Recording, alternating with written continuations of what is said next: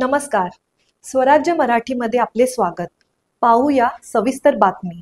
काल जे स्पष्टीकरण आपण ट्विटरच्या माध्यमातून दिलेलं आहे, खरं तर आरोप विरोधक गंभीरपणे करताना पाहायला मिळतात की गायवळ यांना जे शस्त्र परवाना होता तो तुमच्या स्वाक्षरीने दिला होता आपल्या अधिकारीच्या नेतृत्वात. त्यांना कदाचित माहिती नसेल, लायसन्स इश्यू करण्याचे म्हणजे लायसन्स जेव्हा इश्यू होतं ते संबंधित पोलीस आयुक्तांच्या सहीने ते इश्यू होत असतं.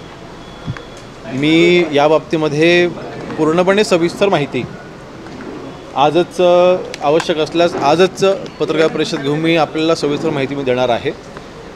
जे काल मी सोशल मीडियाच्या माध्यमातून स्पष्टीकरण दिलेलं आहे त्या बाबतीमध्ये विरोधक जे टीका करत आहेत, आता मी एवढंच सांगेन की मी या खुर्चीवरती बसलेला असल्यापासून प्रलंबित गुन्हे किंवा गुन्हे दाखल असलेल्या एकाही व्यक्तीला माझ्याकडनं लायसन्स देण्यासाठीची शिफारस झालेली नाही आणि या भूमिकेवरती मी ठाम आहे. गुन्हेगारी प्रवृत्तीला पुढे आणण्याचं काम आमच्याकडनं आजपर्यंत कधी झालेलं नाही आणि नाही कधी होणार आहे. आणि म्हणून जे काही म्हणजे गुन्हे दाखल होते, मग पोलीस आयुक्तांनी कळवलं होतं, मग गुन्हे दाखल असताना देखील लायसन्स देण्याची गरज काय होती, हे जे काही आरोप केले जात आहेत ह्याची सगळी सविस्तर माहिती मी स्वतः कागदपत्राच्या सोबत मी आपल्या सर्वांना देईन. ती वेळ मी नक्कीच आपल्याला सर्वांना कळवेन. परंतु मी पुन्हा सांगतोय, प्रलंबित गुन्हे असलेल्या व्यक्तीला किंवा गुन्हे दाखल असलेल्या व्यक्तीला मी खुर्चीवरती बसलेला असल्यापासून एकाही अशा व्यक्तीला मी लायसन्स देण्यासाठी मी शिफारस केलेली नाही.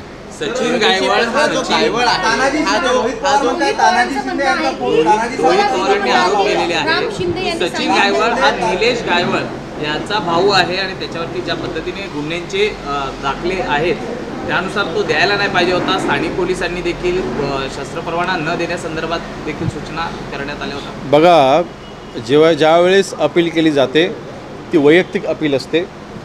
मग तो कोणाचा भाऊ आहे, कोणाचा नातेवाईक आहे, त्याचं कोणाचे काय सगळे संबंध आहेत, विषय शेवटी त्या व्यक्तीचं कॅरेक्टर कसं आहे.